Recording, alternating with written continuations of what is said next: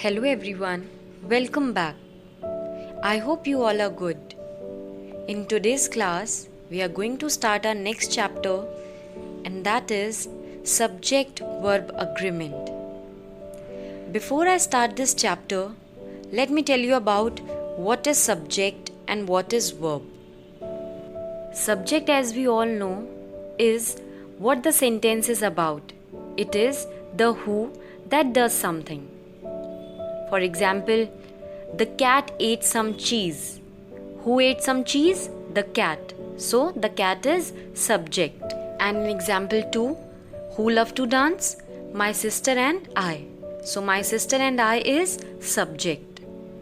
Now let's just discuss about verb. We all know, children, what is a verb? It's a doing word, an action word we can say.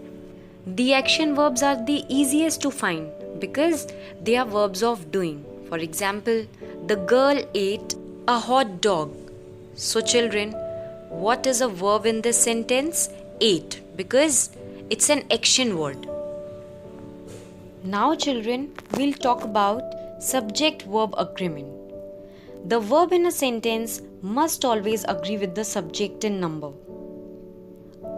First point, a singular subject needs a singular verb and a plural subject needs a plural verb. For example, a good student knows the value of communication skills. Children, here we know student is subject and knows is verb. So, student, no S ending on a noun often indicates that it is singular. Because it is not ending with S, that means it is indicating singular. And an S ending on a verb usually indicates that it is singular. Knows is a verb and it is ending with S. So it is also indicating that it is singular. Now children, you need to understand the rules of subject-verb agreement. First rule is the pronoun you always takes a plural verb. For example, you were invited to come. Were, as we all know, is a plural verb. You are asked to clean the room. Again, are is a plural verb. Third example, you sing so well. Again, sing is a plural verb. Now our next rule.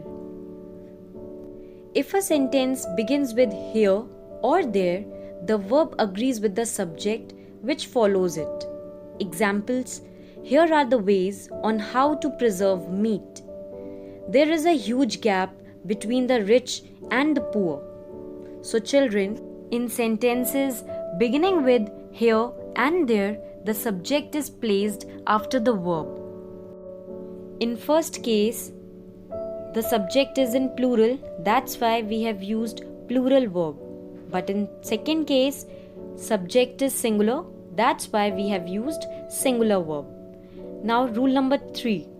If two subjects, one single and one plural are connected by either or neither nor, the verb agrees with the nearer subject.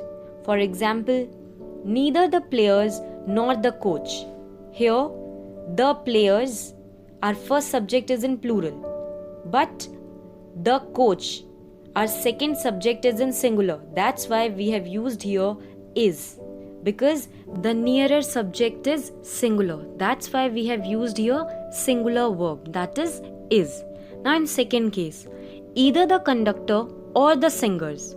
Now, in the second example, our second subject is in plural. That's why we have used here are. That is a plural verb. Now, rule number 4.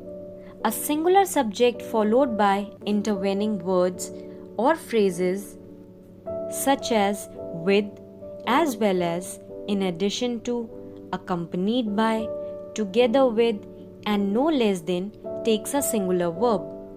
For example, Jake, accompanied by his sisters, is enrolling in PCC. Daddy, as well as my brothers, is enjoying the party. In both the cases, singular verb has been used. Because if the subject consists of two nouns or pronouns joined by, with, or as well as, the verb agrees with the first of them. The next rule is singular subjects joined by and require a plural verb except when they mean one thing. For example, Larry and Mercy are reading novels. Both the singular subjects are joined by and, that is why we have used here plural verb. But in second case, my teacher and friend is here. Two singular nouns refer to the same person. That is why we have used here singular verb. So keep these points in your mind. Now our next rule. Two singular subjects joined by either or neither nor take a singular verb. If both the subjects are singular and it is joined by either or neither nor, then you will always use a singular verb. For example, either mommy or daddy is coming with me at the outbound. Both the subjects are singular, mommy, daddy, and is connected by either or, which is a conjunction. So we have used here singular verb, that is. Next rule. The indefinite pronouns several, few, both, many, others are always plural. For example, both were asking to be freed. Several are seeking justice. So, in such cases, you will always use plural verb. Now the last rule of this class, when any of the following indefinite pronoun is the subject, the verb is singular. Everybody, each, no one, another, anybody, nobody, every, nothing, everything, anyone, either, neither, everyone, etc. You will always take singular verb in these cases.